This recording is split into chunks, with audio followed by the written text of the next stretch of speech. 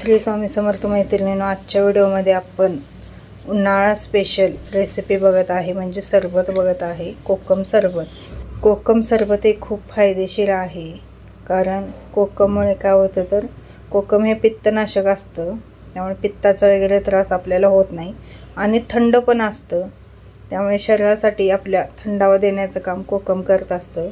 आम्ही ज्यावेळी गणपतपुळ्याला गेलेलो होतो त्यावेळी गणपतपुळा, पावस या बाजूला, मार्लेश्वर या बाजूला खूप असं कोकमचं सिरप पण मिळतं आणि जे आमसूल वगैरे असते बघा त्याचंच कोकम बनवतात।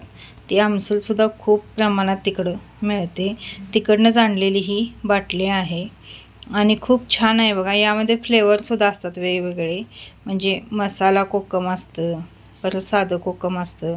मी साधाच कोकम आणलेला आहे। सगळ्यात आधी काय केलेलं आहे, गार पाणी घेतलेलं आहे।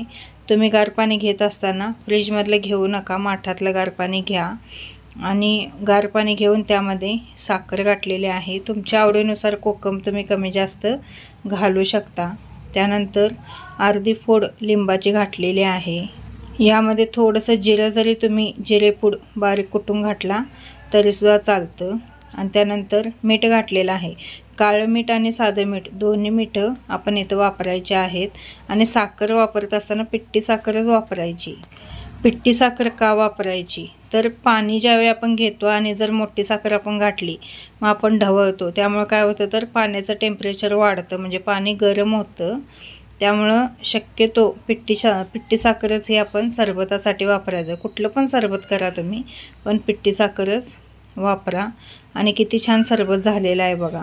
थोडंसं पुदिना जरी तुम्ही यामध्ये कुटून घातला तरी सुद्धा खूप छान लागतं। आणि वरून मी काय केलेलं आहे तर बर्फाचे जे आईस क्यूब असतात त्या टाकलेल्या आहेत। दुपारच्या वेळी तुम्ही बाहेरनं वगैरे आला तर असं सरबत करून प्या, नक्कीच याने खूप चांगला फायदा आपल्या शरीरासाठी होतो। आपल्या शरीरात पित्त वाढत नाही, तसंच उष्णता वाढत नाही आणि शरीराची आपल्या पचनक्रियासुद्धा खूप चांगली सुधारते बघा कोकममुळे। त्यामुळे उन्हाळ्यात माझा, स्प्राईट आणि थम्सअप हे असलं पिण्यापेक्षा हे आपण घरच्या घरी नैसर्गिकरित्या अशी सरबतं करून मुलांना देऊ शकतो आणि आपण स्वतःसुद्धा पिऊ शकतो, ज्यामुळे काय होईल तर उन्हाळा आपल्याला कोणालाही बाधणार नाही। श्री स्वामी समर्थ मैत्रिणींनो, आजच्या व्हिडिओमध्ये तुमचे स्वागत आहे। शुभ सकाळ। आणि आज वार आहे सोमवार, माझा आहे उपवास। घरातले सगळी कामं झालेले आहेत, 11:30 वाजलेले आहेत आणि मी म्हणजे ज्यावेळी आपली अडचण येते त्यावेळी 5 दिवसानंतर मी म्हणजे काय करते घरामध्ये, म्हणजे स्वच्छता। 5 दिवसानंतर स्वच्छता करून मगच आपण देवपूजा वगैरे करतो। तर ती मी कोणकोणती करते तर सगळ्यात आधी मी गोमूत्र सगळ्या घरातनं शिंपडते, गोमूत्र टाकून फरशी सुद्धा पुसते। गोमूत्र, खडं मीठ, हळद टाकून फरशी पुसते आणि जी आपली बेडशीट वगैरे असते बघा, तुमच्याकडे आता दिवाण असेल किंवा खॉट वगैरे असेल ती धुते। शक्यतो मी ज्या पडद्यांना हात लागतोय ते पडदे सुद्धा मी शक्यतो धुतेच। अशा पद्धतीने स्वच्छता केल्यानंतर तसंच जे प्यायचं पाणी असतं बघा, आपलं प्यायचं पाणी पण मी सगळं बदलते, कारण देवाला निवेद वगैरे आपल्याला दाखवायचं असतो। त्यामुळं पाणी मी प्यायचं सगळं घासून परत भरते आणि त्यानंतरच देवपूजा करते, कारण देवांना आपण निवेद दाखवू शकत नाही त्याशिवाय। अशा पद्धतीने स्वच्छता करून मगच मी देव पुसते। तर देव मी कधी 6व्या दिवशी पुसते, 5 दिवस पूर्ण झालं की मग 6व्या दिवशी पुसते। त्यावेळी त्या 4-5 दिवसामध्ये मी दारात रांगोळी सुद्धा काढत नाही किंवा म्हणजे नाहीच, कशालाच आम्ही इकडे तिकडे जे देवघर असतं तिकडे आम्ही जातच नाही, तिकडे हातच लावत नाही आम्ही। त्यामुळे अशा पद्धतीने मी त्या 4-5 दिवसात म्हणजे घरामध्ये हे करत असते, व्यवस्थित पाळणूक करत असते। आणि 4थ्या आणि 5व्या दिवशी आपण डोक्यावरून आंघोळ करायची आणि त्यानंतरच मग 5व्या दिवशी सगळं बदलायचं, पाणी वगैरे, फरशी पुसायची, सगळं गोमूत्र वगैरे मारायचं आणि त्यानंतर मग आपण देवपूजेला सुरुवात करायची। अशा पद्धतीने मी त्या 4-5 दिवसामध्ये काळजी घेत असते। आणि आज आपण रेसिपी बघणार आहे सरबत, कारण आता उन्हाळा आहे त्यामुळे आपण आज कोकम सरबत बघणार आहे। रेसिपी कशी वाटली, व्हिडिओ कसा वाटला ते कमेंटद्वारे मला नक्की कळवा। व्हिडिओ आवडल्यास प्लीज चॅनलला सबस्क्राईब करा, तसेच कमेंट करत जावा, लाईक करत जावा व्हिडिओला, कारण लाईक आणि कमेंट म्हणजे व्हिडिओ बघण्याच्या नादात लाईक करणं कमेंट करणं राहून जातं, तर लाईक आणि कमेंट नक्की करत जावा। कालच्या व्हिडिओमध्ये मी सांडगं पापड लोणची तसेच आपले जे मसाले असतात त्याबद्दल टिप्स सांगितलेले आहेत। आणि उन्हाळ्यात भरपूर काम आपण करायचे असतात बघा, कारण ऊन जे पडतं त्याचा पण आपण उपयोग करून घेतला पाहिजे।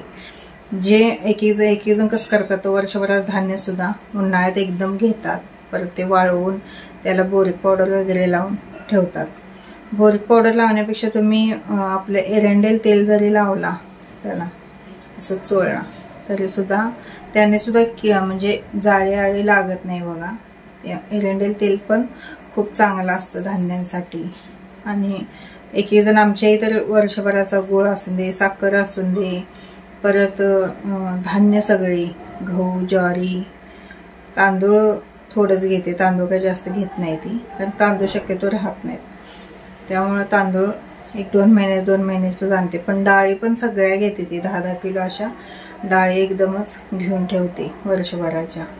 शेंगदाणे आपण एकदम घ्यायचे नाही, कारण शेंगदाणे खराब होतात आणि कडू पण येतो बघा शेंगदाण्यांना एकदम जर घेतला तर। शेंगदाणे नाही, शेंगा घेतला तर चालतं तुम्ही, पण जे दाणे असतात बघा शेंगदाणे ते घेऊन चालत नाहीत, शेंगा चालतात। तर अशा पद्धतीने ती वर्षभराचं एकदम घेऊन या उन्हाळ्यात वाळवून त्याला पावडर वगैरे लावून व्यवस्थित स्टोरेज करून ठेवते। आणि उन्हाळ्यात जी कामं करायची ती केलीच पाहिजे। चटणी म्हणा, चटणी तर वर्षभर भले आपल्याला काय नसू दे पण चटणी पाहिजे घरामध्ये, कारण आपण केलेली चटणी आणि विकत आणलेली चटणीत खूप फरक पडतो बघा। आपण केलेल्या चटणीचं जे तुम्ही जेवण बनवता, भाजी आमटी वगैरे, त्याची चव बघा, आणि विकतची आणलेली तुम्ही ती चटणी असते त्याची चव बघा, कारण त्यात आपण घरात कसं सगळं व्यवस्थित करतो सगळं घालून, तसं ते बाहेर काय नुसता कांदा आणि लसूण घालून ती चटणी केलेली असते आणि ती चवीला एवढी व्यवस्थित लागत नाही। त्यामुळे आम्ही वर्षाला 2.5-3 किलोची चटणी घरातच करतो, तेवढी केला की वर्षभर मग टेन्शन नसते। आणि सांडगे पापड पण केले कसं बरं पडते, 10 रुपयाला 20 रुपयाला केवढे एवढेशेच पॅकेट येतात।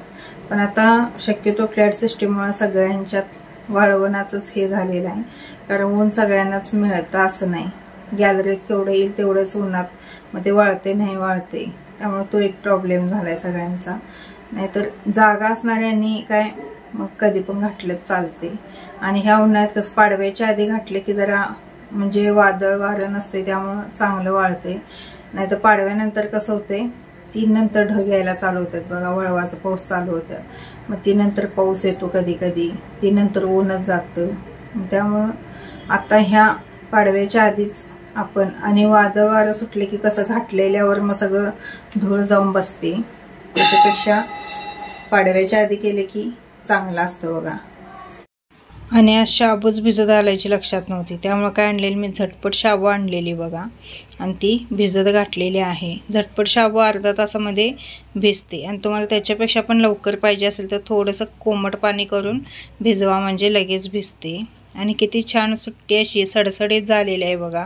आणि ह्या शाबूमुळे अजिबात गरगरत नाही मैत्रिणींनो, मोठी शाबू असते बघा त्यानं खूप गरगरतं, पण ह्या शाबूमुळे आणि आपण मोठी शाबू कशी बनवतो तशीच ही पण शाबू बनवायची असते, पण त्या शाबूपेक्षा ही शाबू मला खायला सुद्धा खूप बरी वाटते। कलर पण बघू शकता तुम्ही शाबूला किती छान आलेला आहे। बटाटे मी थोडे मोठे मोठे कट केलेले आहे, तुम्ही याच्यापेक्षा बारीक जरी काप केला किंवा खिसून जरी घातला तरी चालेल।